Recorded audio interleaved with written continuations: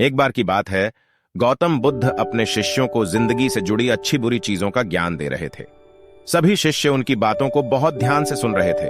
उन सभी में एक शिष्य ऐसा था जिसे प्रश्न पूछने की बहुत आदत थी। उठकर गौतम बुद्ध के पास गया और उनसे बोला, आप हमें जिंदगी के बारे में जो कुछ सिखा रहे हैं उस सब का क्या फायदा, क्योंकि हम में से बहुत से बच्चों को यह भी नहीं पता कि हमारे जीवन का मूल्य क्या है और ये जीवन हमारे लिए कितना कीमती है। पहले आप हमें यह बताइए कि इस जीवन का मूल्य क्या है।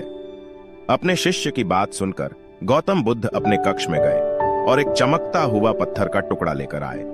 वो टुकड़ा उन्होंने अपने शिष्य को दिया और बोले, मैं तुम्हें इस जीवन का मूल्य तब बताऊंगा जब तुम इस पत्थर का सही मूल्य पता लगा कर आओगे। साथ ही ये ध्यान रखना कि तुम्हें यह पत्थर का टुकड़ा किसी को बेचना नहीं है। गौतम बुद्ध की बात मानकर वो शिष्य बाजार की तरफ चला गया।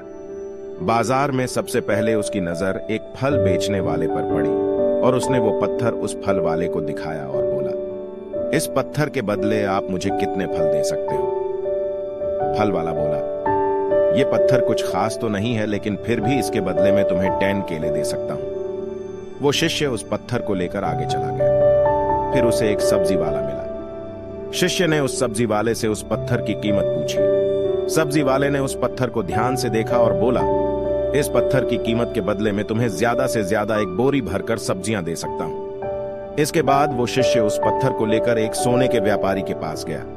उस पत्थर की टुकड़े की चमक देखते ही उस सुनार ने उसकी कीमत 100 सोने के सिक्के लगाई। शिष्य ने वो टुकड़ा बेचने से मना किया तो वो सुनार उसके बदले 200 सोने के सिक्के देने को भी राजी हो गया, लेकिन शिष्य ने वो पत्थर नहीं बेचा।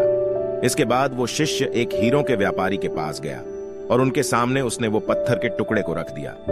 उस पत्थर को देखते ही हीरों के व्यापारी ने एक साफ कपड़ा बिछाया, उस पत्थर को उसके ऊपर रखा, फिर उसकी परिक्रमा की और हाथ जोड़कर उस पत्थर को कपड़े में लपेटते हुए वो बोला, तुम जिसे मामूली पत्थर समझकर उसकी कीमत पूछ रहे हो, असल में ये एक बेशकीमती रूबी है। ऐसा रूबी हर किसी को नहीं मिलता। मैं अगर अपना सब कुछ बेच भी दूं तो भी इसकी कीमत नहीं चुका सकता। उस व्यापारी की बातें सुनकर वो शिष्य हैरान हो गया। वो दौड़ा दौड़ा सीधा बुद्ध के पास आया और उन्हें उसने जो कुछ भी बाजार में हुआ वो सब बताया। उसकी अचरज भरी बातें सुनकर गौतम बुद्ध बोले, तुम्हारे सवाल का जवाब इस रूबी की कीमत में ही छिपा है। हमारा जीवन भी एक रूबी है। रूबी की तरह ये भी बेशकीमती है, लेकिन हम इस बात को हमेशा नजरअंदाज करते हैं और अपने जीवन का मूल्य नहीं समझते। हम दूसरों को देखकर और उनके जैसा जीवन जीने की कोशिश में अपने जीवन की कीमत को कम कर देते हैं। हम ये सोचते हैं कि हमारी जिंदगी की कीमत वही है जो दूसरे हमें बताते हैं, लेकिन ये बात हमेशा ध्यान रखना कि सामने वाला अपनी हैसियत, बुद्धि और अपनी समझ के हिसाब से तुम्हारी कीमत लगाता है। जिंदगी सिर्फ एक बार मिलती है, इसलिए इसको बर्बाद ना करें। अपनी जिंदगी को उतना ही कीमती समझें जितना कीमती आप अपने बैंक में रखें रुपयों को समझते हैं।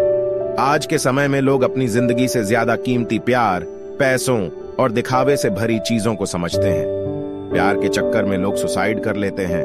पैसों के चक्कर में ऐसा काम करने लग जाते हैं जिससे उनकी जिंदगी बर्बाद हो जाती है। नाम कमाने के चक्कर में उल्टे सीधे काम करने लग जाते हैं। हमेशा याद रखें कि दिखावा करना जरूरी नहीं है। प्यार दोबारा मिल सकता है, पैसा फिर कमाया जा सकता है, लेकिन जिंदगी को फिर से पाया नहीं जा सकता। इसलिए अपनी इस बेशकीमती जिंदगी को अच्छे से जिएं, हर पल का आनंद लें। कभी ये ना सोचें कि आप इस दुनिया में किसी काम के नहीं हैं, न कभी ये सोचें कि आपकी जिंदगी व्यर्थ है। आपके होने या ना होने से कुछ फर्क नहीं पड़ता। जब भी ऐसे नेगेटिव विचार आपके मन में आए तो खुद को बस ये याद दिलाएं कि जीवन एक रूबी है और ये बेशकीमती है। यह कहानी बहुत ही पुरानी है। उस समय महात्मा गौतम बुद्ध पूरे भारतवर्ष में घूम घूम कर बौद्ध धर्म की शिक्षाओं का प्रसार कर रहे थे।